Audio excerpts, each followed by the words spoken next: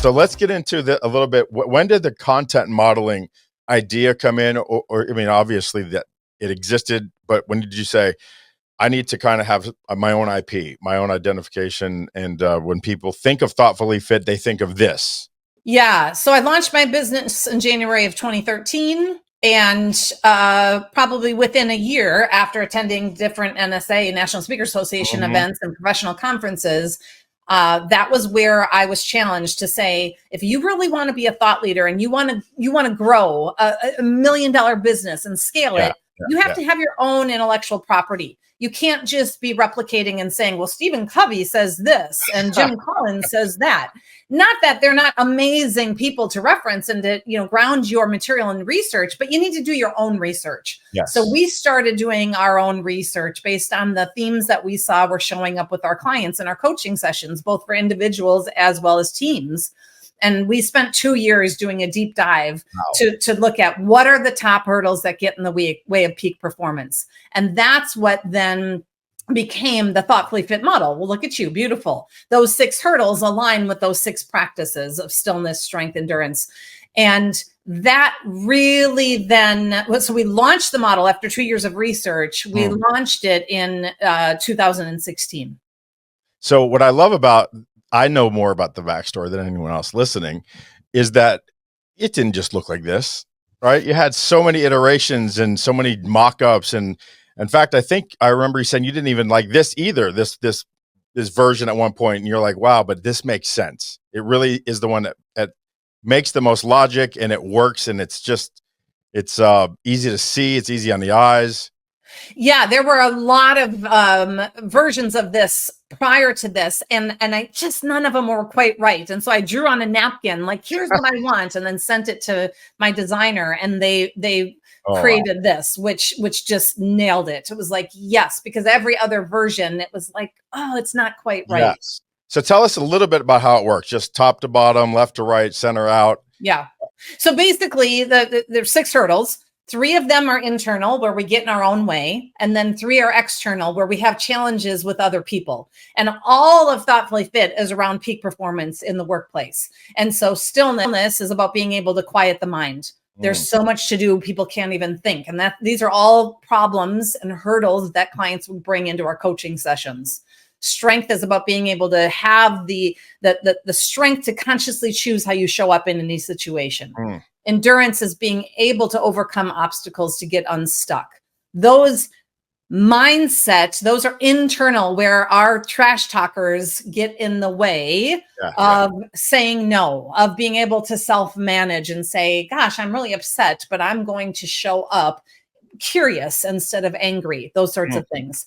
And then the 3 that are external: flexibility, stretching to accept others as they are. Balance is about being able to achieve alignment in the relationship and find the win-win, to balance what do you want and need with what I want and need. And then agility is being able to respond thoughtfully when you're blindsided.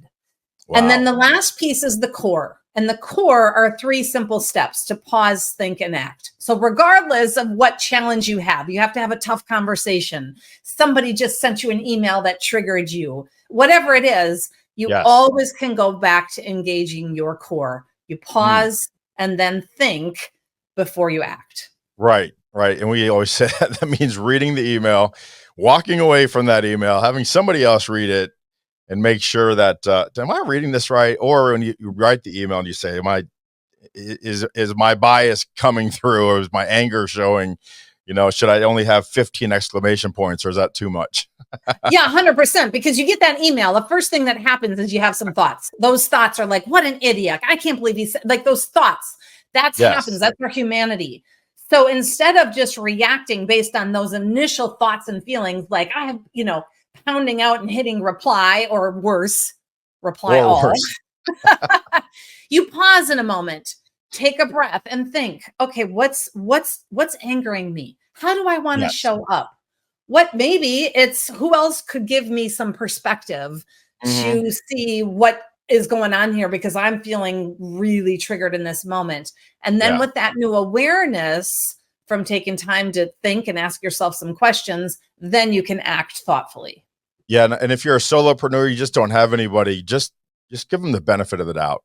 You know, maybe they don't mean it the way you're reading it. Maybe something that you just got cut off on the way home, and now you're walking in a weird state, or maybe they did, and so what? You know, probably they're the client, right? Or there's somebody that's impacting your deal. Let it go, right? Give them the benefit of the doubt. Pick up the phone call and call them, right? The phone, and then say, "Hey, I'm reading this. I don't know. I just want to make sure I'm getting what you're trying to say because, you know, don't want to fire back something and waste both of our time with it, not answering what you're looking for." Yeah. You know, I mean, just as simple as that. Yeah. It's really funny.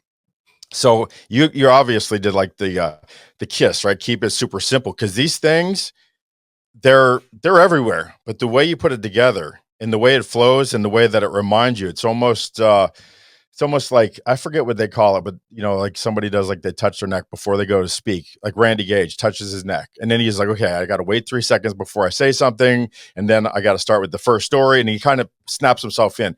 That's what your thoughtfully fit does. It gets you used to this pause, think, and act, and in these 6 states, internal and external, and kind of optimizes your best self, right, every day and in every situation. Absolutely. And the premise of thoughtfully fit, whether you're working as an individual, a leader, a manager, or whether you want to train your team and create a culture that's thoughtfully fit, is that you need to practice and train.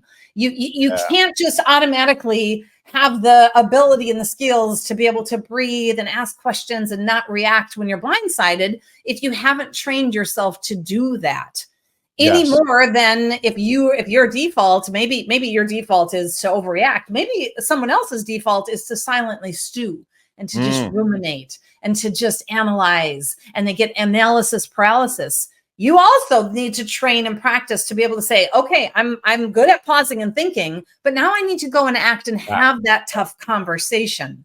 Yeah. You need to train and practice to make that easier. Just like if you're a football player or a golfer or a tennis player, you cannot be at peak performance without training. Yeah, and everyone's depending on that, right? Your clients are depending on it, your family, the people that work with you and for you. They're depending on you being that way all the time because there's only 365 days a year. We don't use time management here. We call it focus management because it's really comes down to everyone gets the same time, but not everyone focuses the same. And so taking advantage of every single day and every opportunity to converse with somebody in a way that is optimal and productive and with impact. I think that's really for us. I wear usually a key that has the word impact engraved on it because it just reminds me so much that the things that people see you do, you don't even realize you're impacting them. And that's positive or negative. Mhm.